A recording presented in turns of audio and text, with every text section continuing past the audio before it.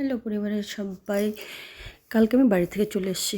রাত্রেবেলা এসে প্রচণ্ড ক্লান্তি লাগছিল, কিচ্ছু করতে ইচ্ছে করছিল না। এত ক্লান্তি লাগছিল। আমাদের বাড়িটা অনেক বড়, সকালবেলা অনেক লোক, তো এবারে সেবারে করতে করতে এত হাঁটাহাঁটি হয়ে যায়, তো আর ভালো লাগছিল না বাড়ি এসে।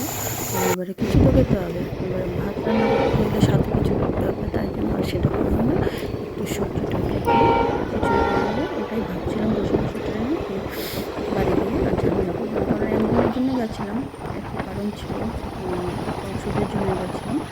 তো সেটা ওখান থেকে নিয়ে আমি চলে এসেছি।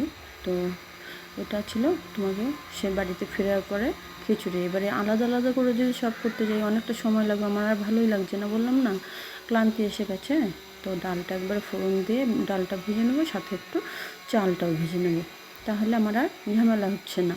তো চাল ডাল একসাথে একটুখানি ভেজে নিয়ে খুব সুন্দর করেই ভাজবো, যাতে করে একদম ফ্ল্যাপি হয়ে যায়, এই মুড়ির মতো হয়ে যাচ্ছে। এই অবস্থাতে আমি ওই তোমার গিয়ে সবজি যেগুলো কেটে রেখেছিলাম, একটু বাঁধাকপি, বেগুন, আলু, একটু লাউ ডুগার ডাঁটাগুলো, তো এগুলো দিয়ে আবার নাড়াচাড়া করে নেব। আর মশলাগুলো এটার সাথে সাথে একসাথে দিয়ে ভাজতে থাকবো। তো ভিডিওটা কেমন লাগলো, পুরো ভিডিওটা দেখে একটা সুন্দর করে কমেন্ট করো, বলো যে কীরকম হয়েছে। তো একটুখানি জিরের গুঁড়ো, ধনের গুঁড়ো আর হচ্ছে লঙ্কা গুঁড়ো সামান্য একটু দিয়ে দেবো, আর হলুদ দিয়ে দিলাম। আর এবারে কিন্তু এই যে রক সল্ট, যেটা আমি সবসময় ঘরে খাই, সেটা একটুখানি দিয়ে দিলাম, দিয়ে একটু নাড়াচাড়া করে এখন জল দিয়ে দেবো পরিমাণ মতো।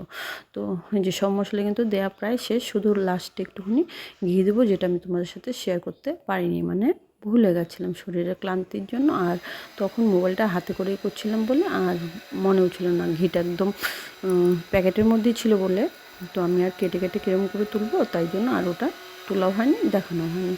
তো যে একটু চিনি দিয়ে দিলাম লাস্ট। এবারে এটা জাল হয়ে একদম ঘন হয়ে আসলে তারপরে কিন্তু নামিয়ে দিল। তো পুরো ভিডিওটা কেমন লাগলো সেটা কিন্তু অবশ্যই অবশ্যই জানিও, আর ভালো লাগলে একটা করে লাইক শেয়ার সাবস্ক্রাইব করার অনুরোধ থাকলো।